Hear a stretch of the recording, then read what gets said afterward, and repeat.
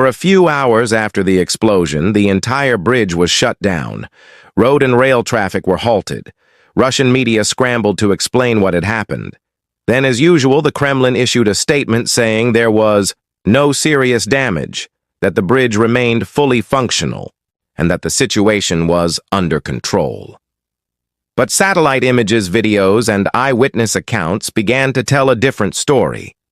On Telegram and other social media platforms, footage surfaced showing bubbles and waves rippling around the bridge supports moments after the blast, clear signs of an underwater detonation.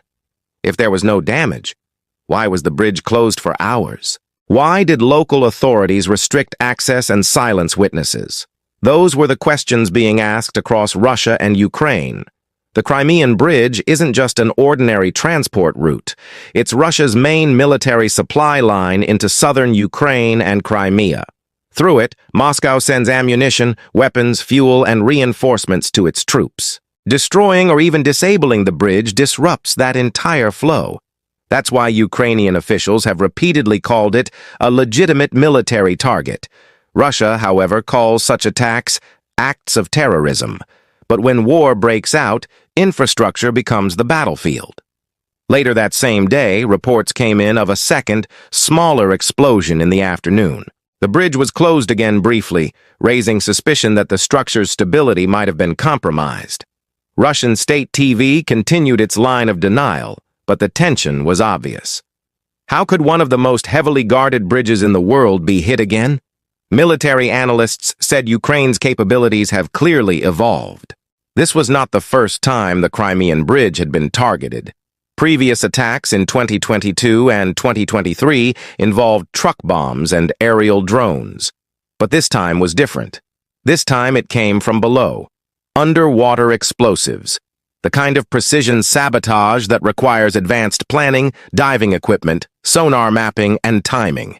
It's a sign that Ukraine has developed or acquired underwater warfare technology, the kind usually seen only in advanced navies. Meanwhile, the political fallout began to spread. In Kyiv, Ukrainian officials celebrated the operation as a strategic success. One Ukrainian spokesperson said, "The bridge was built illegally, and now it is paying the price. Crimea is Ukraine." Social media lit up with memes and celebration posts. The message was clear: Ukraine could strike anywhere, even Putin's most prized project. In Moscow, the mood was far darker. Kremlin spokesman Dmitry Peskov tried to calm the storm, insisting everything was under control. But reports leaked that President Putin was furious behind closed doors. According to some insiders, he demanded answers from his intelligence chiefs, asking how such a breach could happen again. There were even whispers that someone within Russia AAS security apparatus might have been compromised, that there could be internal sabotage. Russian bloggers, many of them military correspondents, began posting angry rants online. "How can this keep happening?" one wrote. "If we can't protect the Crimean Bridge, what can we protect?" Some demanded resignations. Others accused the Ministry of Defense of covering up the real damage. The Kremlin tightened censorship, warning media outlets not to create panic. But the truth was already out there, spreading faster than any official denial. Following the explosion, Russia ramped up security in the Kerch Strait. Naval patrols doubled. Underwater drones were deployed to scan for more explosives. Divers were ordered to inspect every support pillar. But experts warned that such inspections could take weeks, even months, and that the psychological impact was already done. The bridge, once a symbol of strength, had become a symbol of weakness. Ladies and gentlemen, welcome back to the channel. Today's story shakes the foundations of global politics and military strategy. A massive explosion has hit the Crimean Bridge, the most symbolic and strategic lifeline connecting Russia to occupied Crimea. It's not just an explosion, it's a message, a shockwave that may have rattled Vladimir Putin's confidence and control. In this video, we'll dive deep into what really happened, who did it, how it happened, and what this means for Russia, Ukraine, and the future of this war. It was the early hours of June 3, 2025. The time, 4:44 a.m. local time. The location, the Kerch Strait, a narrow passage connecting the Black Sea and the Sea of Azov. Suddenly, an enormous explosion erupted beneath the surface of the water. Residents nearby said the blast was so powerful that windows rattled miles away. The water churned upward like a volcanic eruption from below. Within moments, smoke, alarms, and confusion engulfed the area. This was the Crimean Bridge, also known as the Kerch Bridge, the pride of Vladimir Putin. It's not just a bridge. It's the physical symbol of Russia's control over Crimea, which it illegally annexed from Ukraine back in 2014. Stretching over 19 kilometers, it connects mainland Russia to the Crimean Peninsula. Putin himself drove the first truck across it during its inauguration in 2018, smiling for the cameras. It was meant to show that Crimea was permanently Russian. But now, that very symbol of control has turned into a symbol of vulnerability. According to Ukraine's security service, the SBU, this was a long-planned covert operation. They say their divers placed powerful explosives on the underwater support pillars of the bridge. The yield? The equivalent of 1,100 kilograms of TNT. The plan was to target the structural heart of the bridge. Not its surface, not its traffic, but its very foundation beneath the waves. When the charges detonated, they sent shock waves through the water, shaking the concrete columns from below. Ukrainian sources claimed that at least one of the bridge's underwater supports was critically damaged. For Putin, this incident cuts deep, both literally and symbolically. The bridge was his personal achievement, a $4 billion monument to his claim over Crimea. He had promised the Russian people that it would stand for centuries. Now, less than a decade later, it's under attack again. Every new explosion chips away at the myth of Russian invulnerability. Internationally, the blast sent ripples across the geopolitical landscape. Western analysts called it a strategic masterstroke by Ukraine, proving that they could strike deep inside Russian-held territory. It demonstrated not only military capability, but psychological dominance. The message was loud and clear: nowhere is safe. Video clips began circulating online, shaky, grainy footage showing a bright flash underwater, followed by waves rippling outward. Analysts examined the footage frame by frame, confirming that it looked consistent with an underwater detonation. Ukrainian channels proudly labeled it "caught on camera." Russian media predictably called it fake. But the images spoke for themselves. For the Russian public, this was a blow to morale. Even those who supported the war began to question their government's competence. How could such a vital structure, guarded by air defenses, drones, and radar, be hit from below without anyone noticing? Memes and sarcastic comments flooded Russian social media. Maybe the bridge needs more repair crews than traffic lanes? One user joked.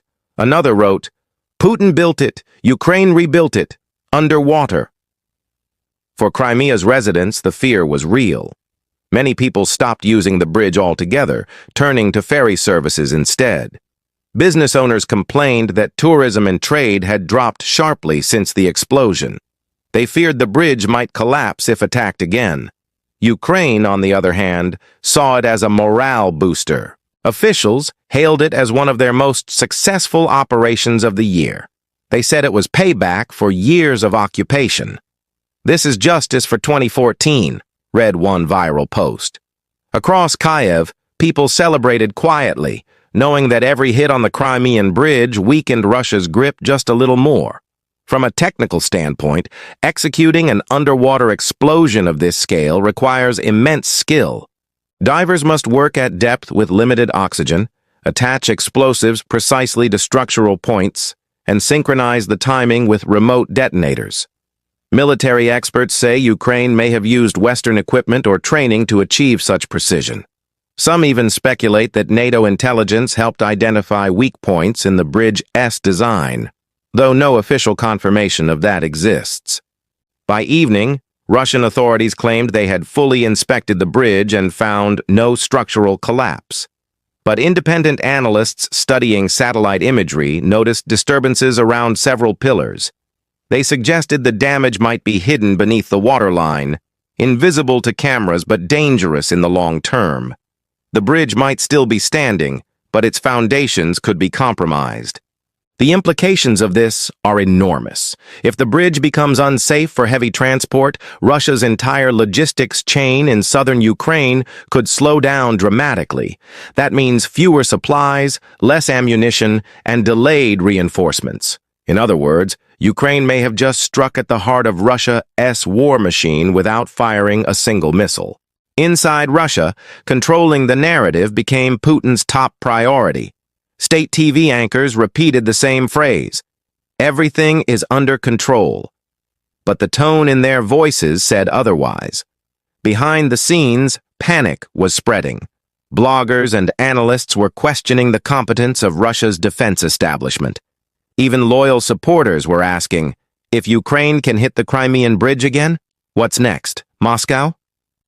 Globally, reactions were mixed. Western nations praised Ukraine's strategic capabilities, calling the operation ingenious. Meanwhile, countries like China and India remained silent, watching closely but refusing to comment publicly. But even their analysts quietly admitted, this explosion exposed the cracks in Russia's security system. So what happens next? Analysts see three possible outcomes. First, Russia will likely rush to repair and reinforce the bridge's supports, adding new underwater defense systems like sonar nets and anti-diver mines. Second, Russia may retaliate, launching a new wave of missile strikes against Ukrainian infrastructure. And third, Putin may double down on propaganda, projecting confidence while secretly grappling with a growing sense of insecurity. But one thing is certain. The Crimean Bridge has become a symbol of both resistance and fragility.